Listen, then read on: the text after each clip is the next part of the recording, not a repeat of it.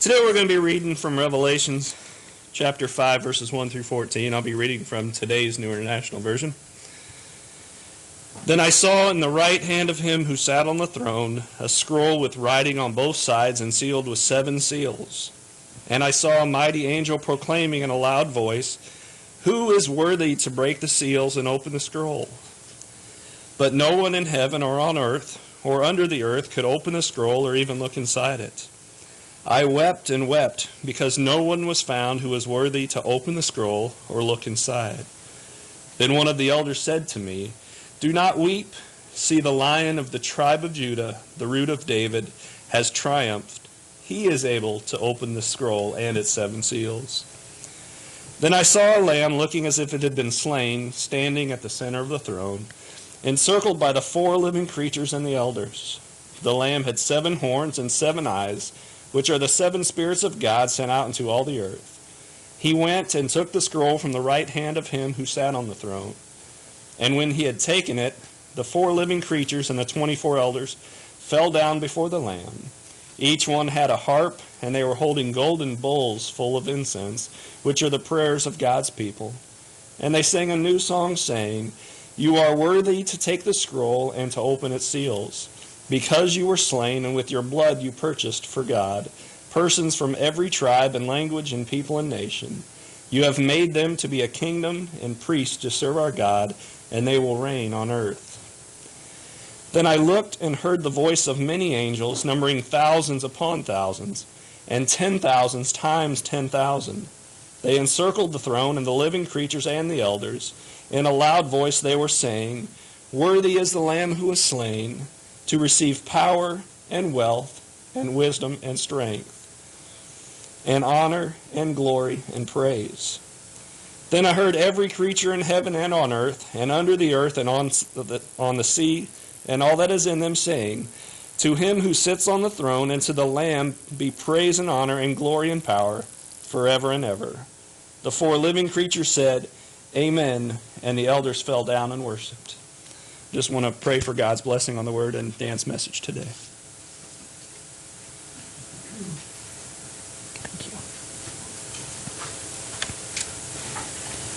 Some of you are familiar with my story, and so for those of you who have heard it before, I apologize. I don't mean to bore you with it, but for those of you who haven't heard it, here's just a brief little snippet anyway.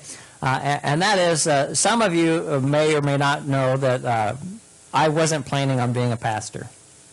It wasn't part of my game plan. In fact, when Amanda and I first started dating, and the relationship started developing after we kind of had a feeling of heading to marriage, we had 3 things that we knew for sure. One was Amanda was never going to leave the Catholic Church. 2 was Amanda was never going to marry a minister. Which 3 was fine because I was never going to be a minister. You know, I honestly, I knew what church people could be like. I knew how they could treat their pastors. I did not like moving every 6 or 7 years. And I also absolutely hated public speaking. Not a good skill set for being a pastor, right? And so I knew that I wasn't going to be a pastor. In fact, I went to Eureka College, and when I went to Eureka College, I was always a good student, and I was good at math, and I heard that actuarial science was a good field, and a lucrative field at that. And so I thought, And so I planned on going in, went in to get a major in math and looked at actuarial science. While I was at college, I learned computer programming was a piece of cake. So I did a variety of computer programming classes, got a double major, math and computers. After my junior year of college, I had an internship lined up at State Farm that paid better than my mom was making after 20 years. I thought I had my path all set. And then something strange happened, and that was God interrupted my plans. Have you guys ever been there? God ever interrupt your plans? I mean, the audacity, right? Who does he think he is? God, perhaps, right? But God interrupted my plans. It was quite a time for me there at college. But it's interesting because, when I went to college, when I was planning on doing math and even computers, I knew I was committed to God. I knew I would always be part of the church. I knew my faith was important to me. But with all that aside, I also knew this is the path Dan is going on, and this is what Dan is going to do. And it kind of made me think a little bit about if I'm the one that's still defining the terms of how I follow God, am I truly following? Even if I say I'm committed and it looks like I'm committed, if there's still a piece of me that says, I'm committed, I'm going to teach Bible studies, I'll be active, I'll minister, but don't ask me to do that. How well am I really following? If I'm defining the terms of how I do that. In Luke chapter 9, verses 23 and 24, Jesus said to the disciples, "If anyone would come after me, he must deny himself and take up his cross daily and follow me. For whoever wants to save his life will lose it, but whoever loses his life for me will save it." And it's a powerful verse about what it means to be a disciple. It says, deny yourself, take up your cross, and follow. I look at that verse and I think, most people don't want to do that, do they? I mean, the whole talk of self-denial, taking up a cross, following, saying, I'm not going to blaze my own trail, I'm not going to set my own course, I'm going to do what God wants me to do. That whole idea of not my will, but your will be done, that's not where most people are. But if denying myself and taking up my cross and following Jesus is the what that we are to do as Christians, then it seems to reason in my logical mind that perhaps we should ask the question, why? Why should I deny myself? Why should I take up my cross, and why should I follow? And as I was kind of working through Revelation chapter 5, the thought that kind of occurred to me was, the covenant of membership. So many churches make membership an easy thing. You just got to sign a piece of paper. You may not give, you may not show up, you may never appear, but hey, I'm a member of such and such church that I've never been to for 20 years, right? And there's a lot of membership that's done that way. And we're like, that's not who we're going to be. But why should I take time to pray? I'm a busy person. I've got lots of things to do, lots of things I want to do. Why should I take time to pray? Why should I take time to do the work? Because it is work of study when it comes to Scripture. How many of you like to study? I was going to say, I knew there was going to be one, right? Couple of us, right? There's always exceptions to every rule, but generally speaking, study is work, and most of us really don't want to do it. Now, a lot of times when we do it, we're rewarded for it, and we feel blessed for it, but it's a matter of taking that step. But why do I want to do the work of study? Why should I wake up early, especially when it's cold out, to go to church, when it would be so much easier to stay in my PJs? Why should I give a minimum of 10%? We've said before, we haven't done a lot of stewardship sermons, but if you think from a scriptural perspective, 10% is the minimum. It's not the goal that we try to work up to. And it's not because it's Dan's idea, it's from God's book. Why should I take the hard-earned dollars that I have earned and throw that into an offering plate? Why should I give of my money, with my tithes and my offerings? Why should I teach others a message that I may be ridiculed for, most likely will be ridiculed for? Why should I put others before myself in service and love? Those are basically looking at the terms of the covenant of membership, right? For that matter, why should I give up 3 times the salary, which is what I would be making if I took the internship at State Farm, for more hours, more stress? Why should I do that? Now let me say, I have no regrets that I have. No regrets that I have. I've done without a lot of things, worldly speaking, but I have no regrets. But that question of why? Why do I follow Christ? Well, I think Revelation chapter 5 answers why. Not only why we should be here on Sunday morning to worship, but why we should give our very lives to Christ. Now, how many of you have made a New Year's resolution and then broke it? See, we're pretty consistent there, right? How many of us have been inspired to change? We've gone to a conference, we've heard a teaching, and we're like, that's what I'm going to do. I'm going to change. And we had that inspiration to change only to remain the same. Hey, we got some consistency going here, don't we? How about we've had some good intentions and then we never followed through? I'm glad to know I'm not alone. And you know, the reality is why is it that we have this New Year's resolution, something we want to do? Why is it that we have these good intentions or this inspiration to change and we stay the same? Well, often it's because our why isn't strong enough. Our motivation for that change isn't strong enough. The pain of change seems greater than the pain of staying the same, and so we stay where we're at. Because it's not enough to know what we should do. In fact, if I were to ask most of you, most of us can probably come up with something like, yeah, I should do that, but we're not doing it.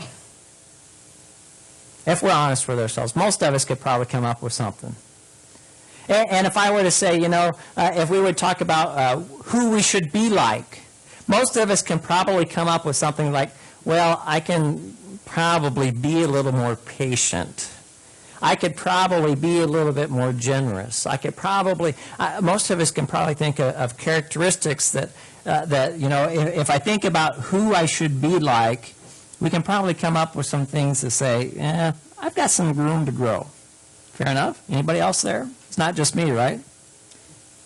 I hope it's not just me. Well, actually, I do hope it's just me. You guys can help me out, all right? It's not enough to know what we should do. It's not enough to know who we should be like. We also need to know why.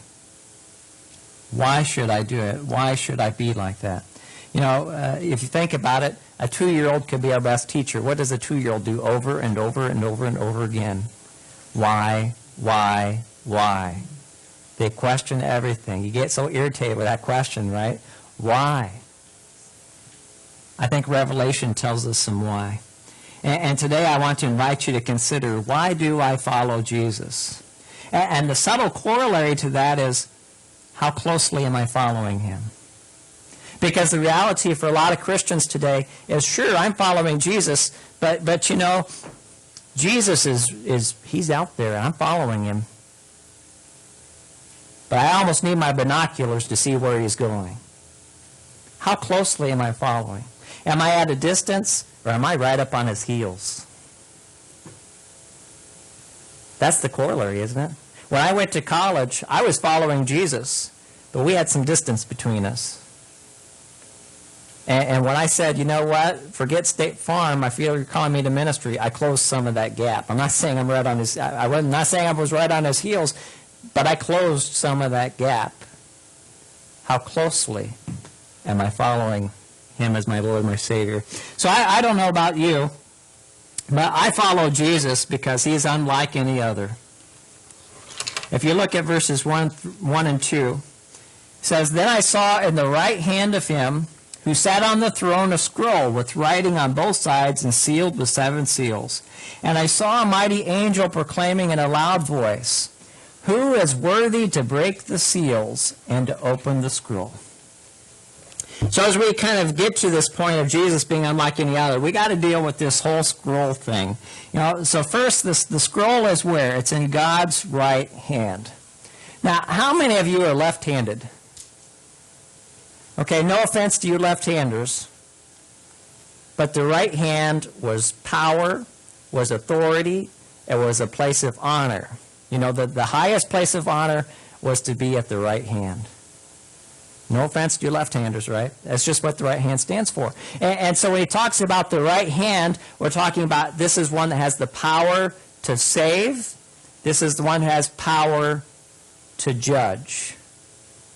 When we talk about Jesus, he ascends to the Father, and where is he at? He's at the right hand of the Father. This is a position of honor, prestige, power, and strength. And in particular, as we talk about the scroll being on the right hand, it's the power to save or to judge. Now, Some of us, we like to conserve paper, right? So you might hit this nice little command on your printer. It says print on both sides. And it's easy to do, isn't it? Now, when you talk about a scroll, it was a lot more complicated to write on both sides. Now, it's not that it never happened, but it was highly unusual. So what you'll notice about the scroll is it's not only in the right hand of God, but it's written on both sides, and it's indicating this is complete, this is full, there's a lot here, there's nothing to add to it. You know, God had the end planned from the beginning, didn't he? Nothing catches God by surprise. There's nothing to add. And God's mind, the end, it's already accomplished. God already knows what's going to happen from now until all of eternity. It's written on both sides. There's nothing to add. We have nothing else to add to what God has already decreed when we look at this. And he says it's sealed with 7 seals. Now, a seal identifies the writer, but it also ensures that the person who opens it has authority to do so.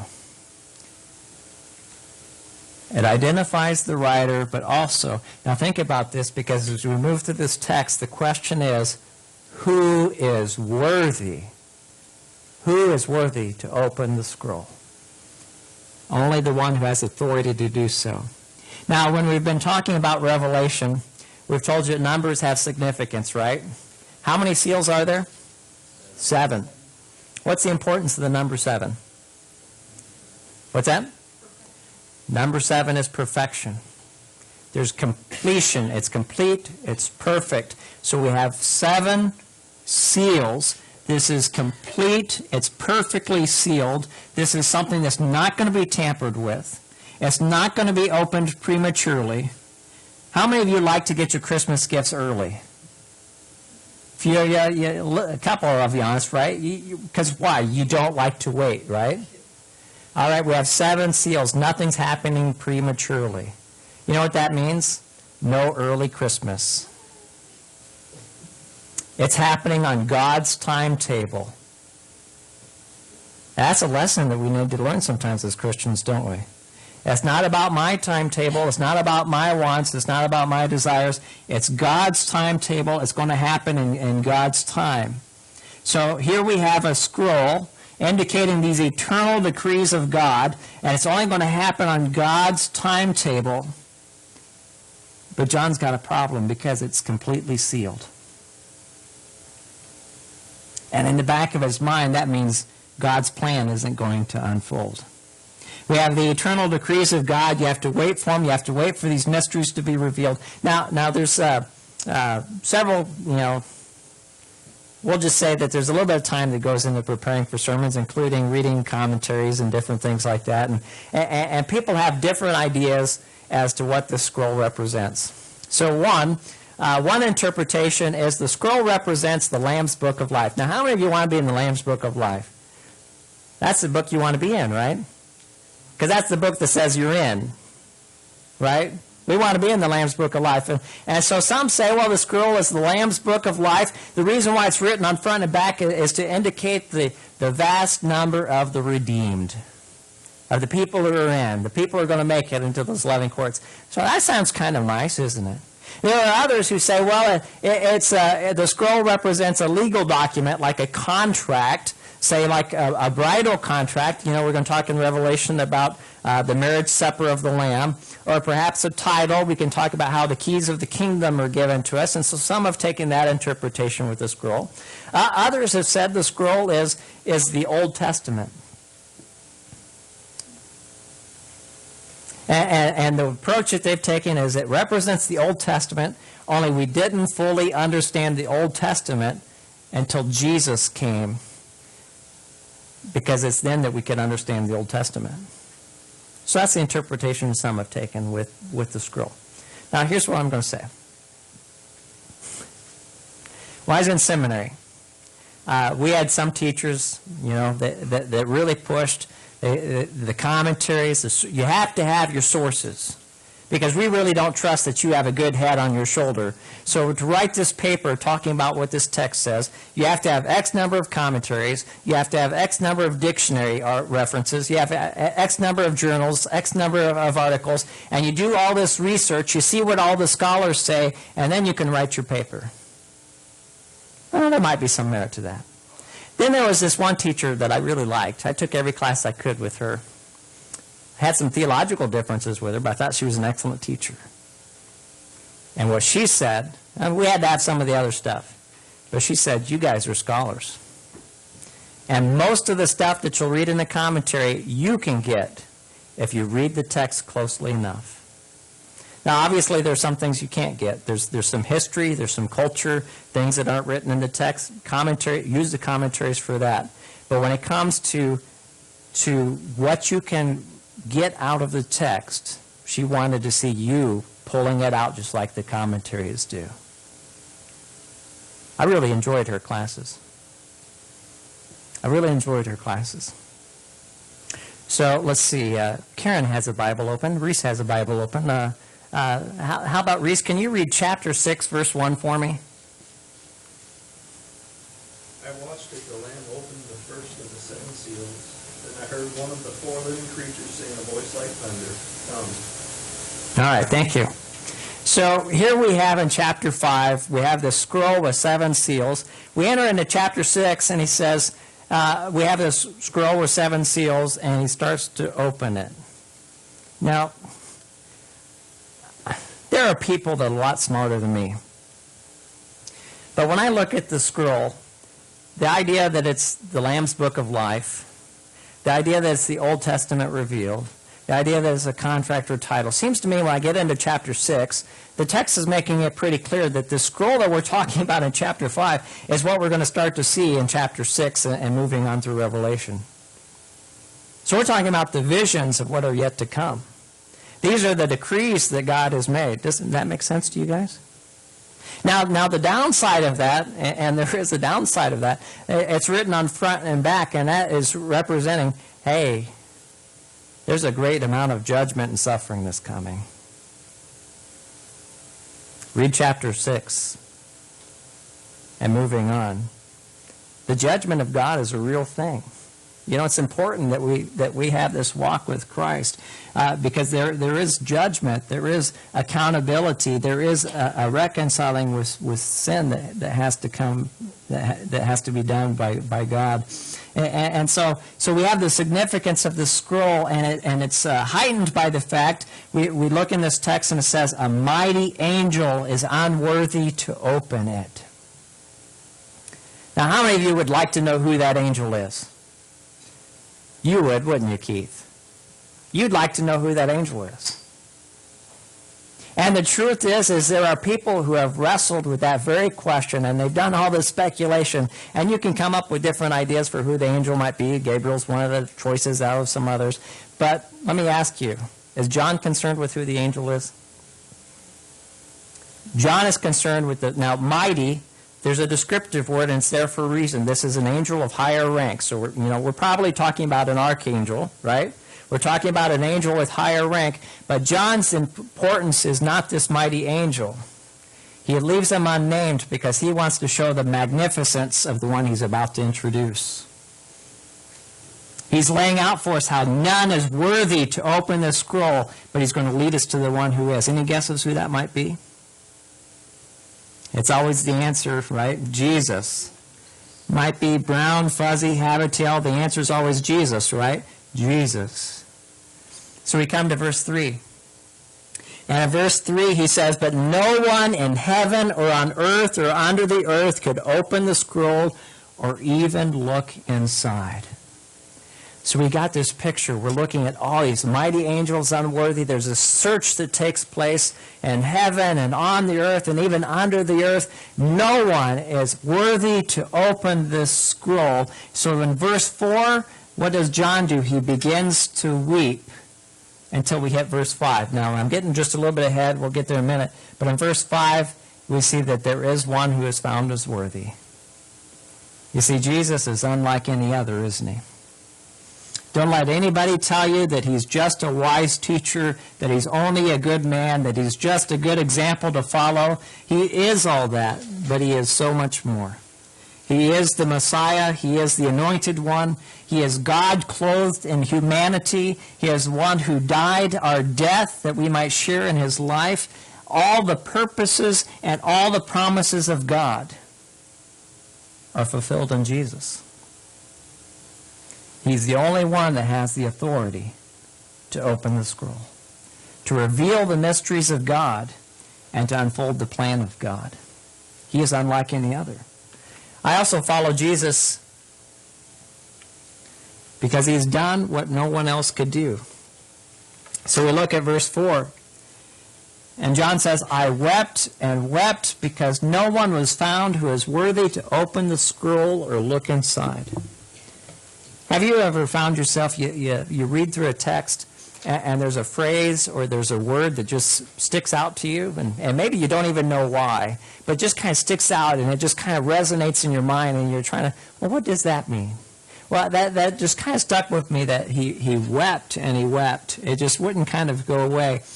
And John is weeping because it appears that God's purposes aren't going to be fulfilled. Here we have the scroll, these decrees of God, and nobody's been found worthy to open it.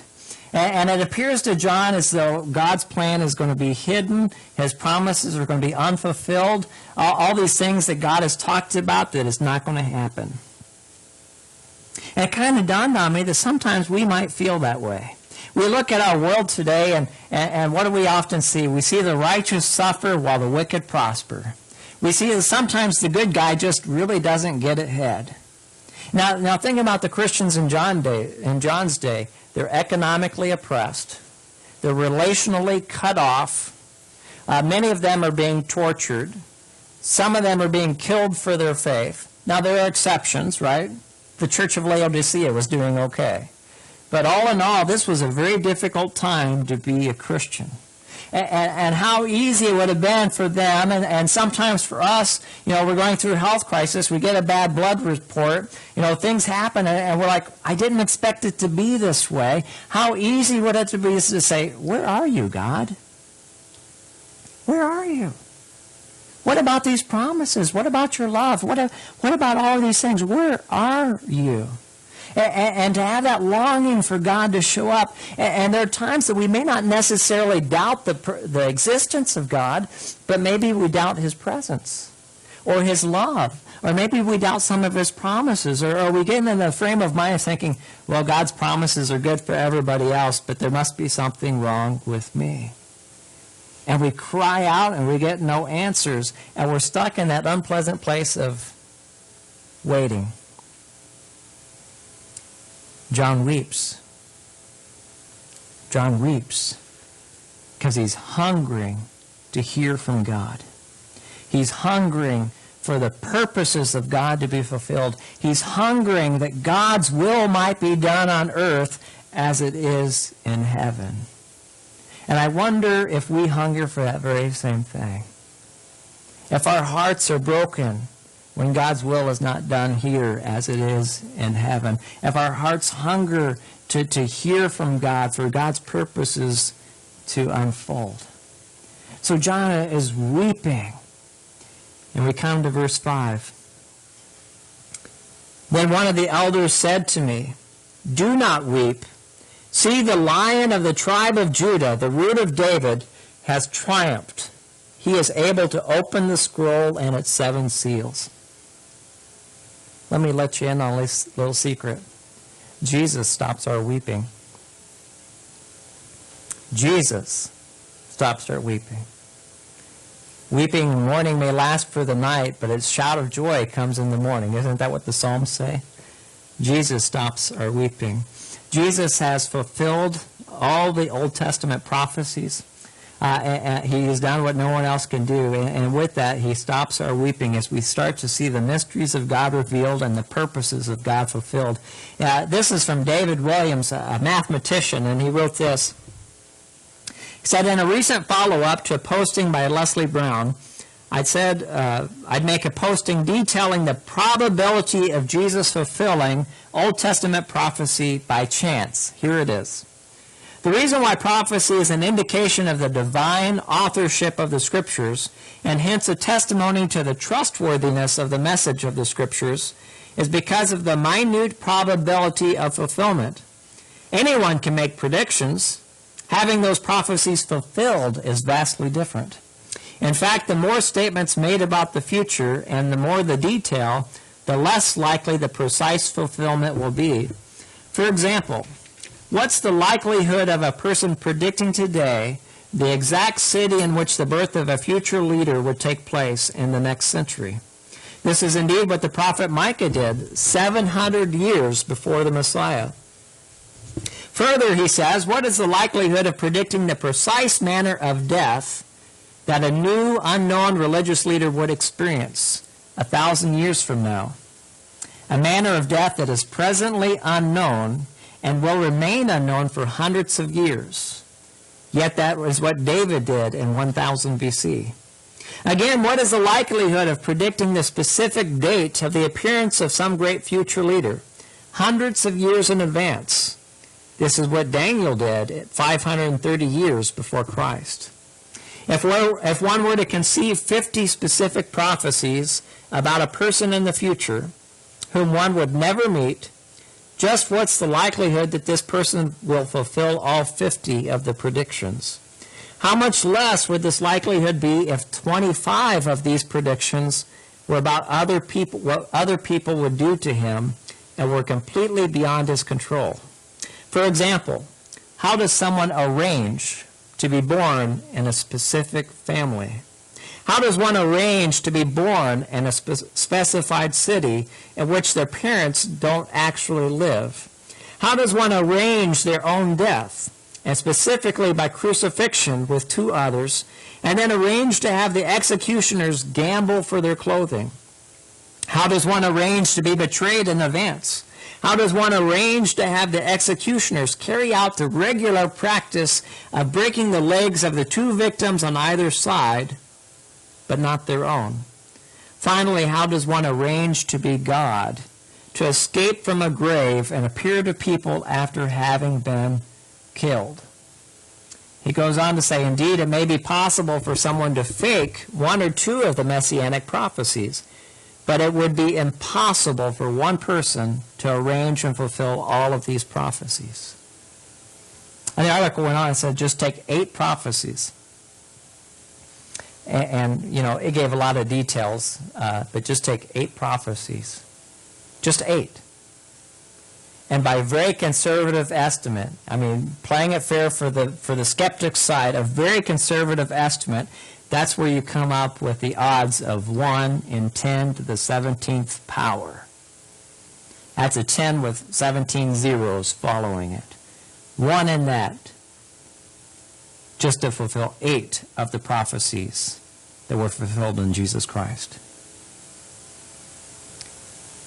That's 8. There were more than 300 prophecies fulfilled in Jesus Christ. He has done what no one else could do. Now here in Revelation, we just see a couple. It says, do not weep, see the Lion of the tribe of Judah. That's a messianic prophecy. It ties in with the Messiah, ties in with the tribe of Judah. You look at the genealogy, what do you see? That he would come from the line of Judah, not only the son of David, but the line of Judah. It pulls us back to Genesis chapter 49, verses 9 and 10, where it talks about how the scepter, the ruler's scepter, would come from the line of Judah. The lion, the power, the strength, right? Lion, majesty. So it connects in with the Lion of the tribe of Judah. Now the next phrase really kind of caught my attention, right? Because he's also the root of David. So Jesus' heritage, right? He's from the line of David. Pretty strong emphasis. You look through the New Testament, how often do you read the phrase, son of David? You might read a phrase, from the branch of David, right? He springs forth from David. What does this one say? Root. Root. Now, how often in the New Testament do you see that language? Shows up here in Revelation, doesn't it? So we have David, okay? Visual aid, right? You have David. This is his offspring, right? Son of David, genealogy reference. Where's the root come in all that? Everything springs forth from the root, right? Remember when Jesus is talking to some Jews? And he said, before Abraham, I am. And they said, well, how can that be? How can you, who are less than 50 years old, how can you have existed before Abraham thousands of years ago?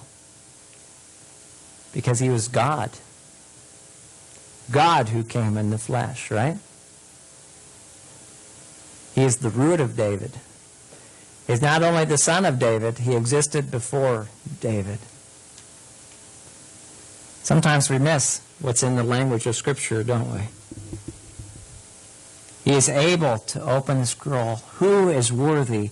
Jesus is worthy to open the scroll. He not only makes God known, but God's purposes for all creation will be fulfilled in him and by him. And yes, I understand. Before Hannah tells me later, Dad, did you know you had 2 fill-in-the-blank answers that were the exact same word right in a row? Yes, I understand that because it's important that we understand. It's fulfilled in Jesus Christ. He is unlike any other, and he is able to do what no one else can do. Now, some of you like sports. It just so happens Kentucky's playing this afternoon. You know, I might catch some of the game, right? Some of you may not like sports, but you may enjoy history. And you may enjoy military campaigns. And you know, if you look at a sporting event or if you look at some of these military campaigns, you'll probably discover that there was a moment, a decisive moment, a crucial moment that turned the tide, that shifted the momentum, that led to victory. Right? Whether it's sports, whether it's military campaign, the cross is that decisive moment. The cross is that decisive moment. Jesus, it's interesting, we see in verse 5 the reference to the lion, the power, the strength. And so we have the one who can open the scroll, and you kind of expect power and strength and majesty. And what does he go in the next verse? I saw one as a lamb slain.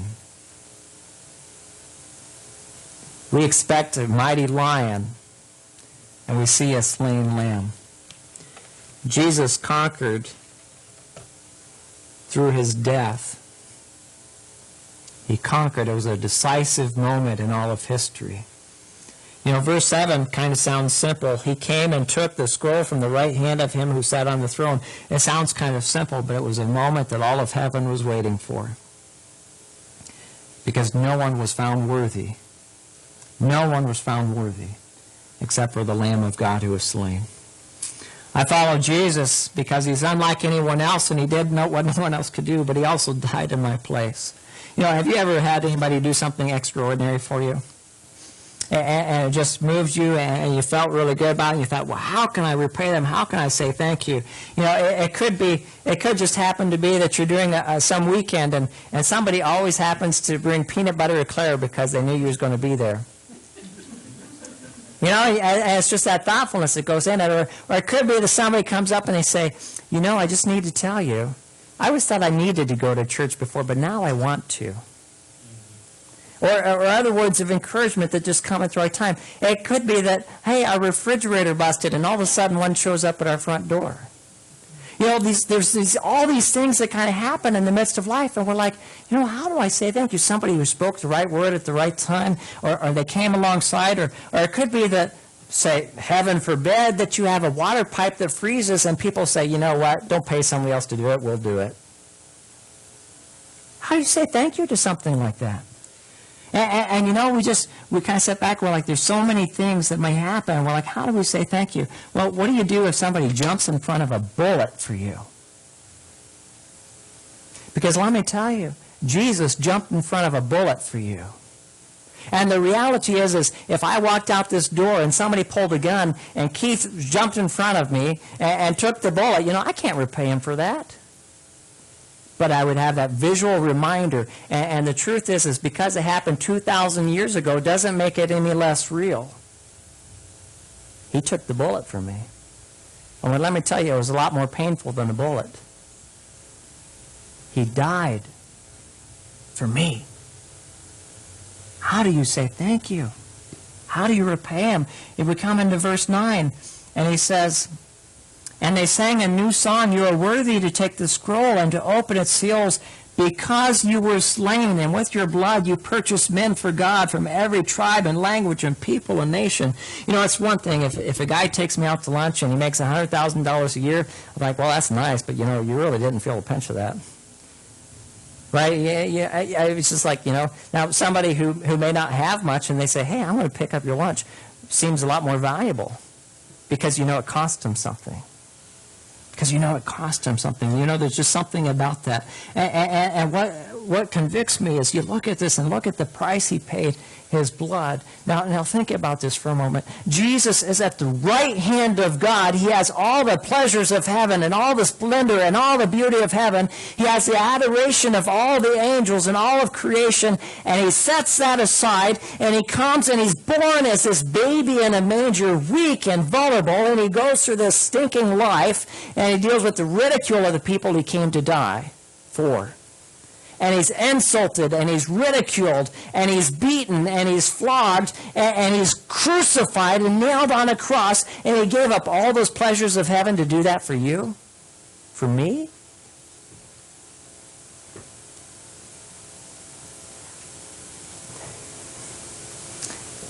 I tell you, how do we say thank you?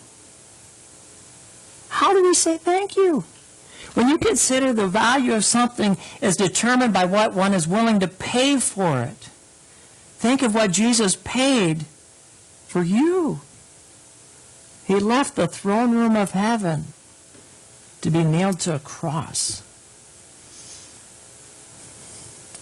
Remember, this happened to me when I previewed it earlier too. Sometimes I'm preaching to myself. We need reminded, don't we? Just because it was 2,000 years ago doesn't make it less real.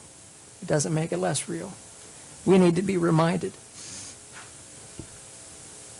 When God delivered Israel out of Egypt, what did he have them do? The final plague. Put the blood of the lamb on the doorpost, and the angel of death will pass over you, because you will be shown to be one of God's people. Look at what's happening in Revelation. The blood of the Lamb protects us from the judgments of God. It's the very same thing. Protects us from the judgments of God. The price has already been paid. Whether or not you receive it, that's up to you. But it's been paid. And it's not simply what he saved me from, it's what he saved me for. In verse 10, he says, you have made them to be a kingdom and priests to serve our God, and they will reign on the earth. He has made you part of his kingdom. And as you look at Revelation, that means also sharing in his reign, doesn't it? But you know where that begins? It begins by submitting to his rule. And he says he has made you priest. Not just the guy up here talking to you that you're having to listen to, right? He's made you priest. To serve God, to walk with God, to offer sacrifices to God and for God. You know, when it comes down to it, I follow Jesus not simply because he's unlike any other. And I follow Jesus not because he's done what nobody else can do. And I follow Jesus not simply because he died for me, although that's enough in and of itself. I follow Jesus because he's worthy. He is worthy. If you look at verse 6, going back up to verse 6, then I saw a lamb, looking as if it had been slain, standing in the center of the throne, encircled by the 4 living creatures and the elders. He had 7 horns and 7 eyes, which are the 7 spirits of God sent out into all the earth. Now, if you're trying to draw a picture, Jesus looks a little funny, doesn't he? Just remember, the imagery of Revelation, it's not about what it says, it's about what it means. Okay? It's not about what it says, it's about what it means. And it's a picture, it's a metaphor, it's teaching. We already know 7 is that perfection, 7 is that completion. Horns talks about strength and power. It was language used for kings, right?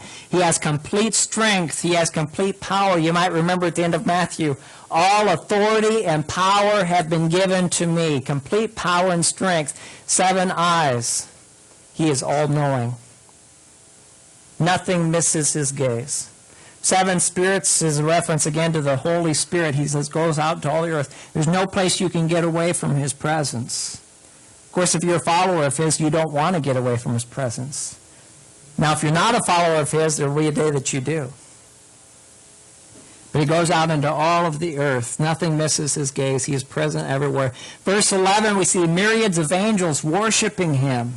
In addition to the four living creatures and the elders whom we encountered last week, all worshiping Christ. Verse 13, all creation is giving honor to Christ. And if you look at verse 12, it says, in a loud voice they sang, "Worthy is the Lamb who was slain to receive power and wealth and wisdom and strength and honor and glory and praise." Now, if you were to count that, there's 7 words there. 7 keeps showing up in Revelation, doesn't it? And this little word and, that's to give it more emphasis. That's to give it more emphasis. He's worthy of perfect worship and perfect praise. He's unlike any other. He's done what no one else can do. He's died in your place, and he is worthy not simply of your prayers and your study and your worship and your giving and your teaching and your serving and your loving, our covenant, right? But of your life itself. This chapter is a reminder to the early Christians, and it's a reminder to us that Jesus is worth living for, whatever the cost. And in fact, he is worth dying for. Worthy is the Lamb. Are you following him? Why are you following him? And how closely are you following him? We'll give you a moment to fill out your communication cards and to think about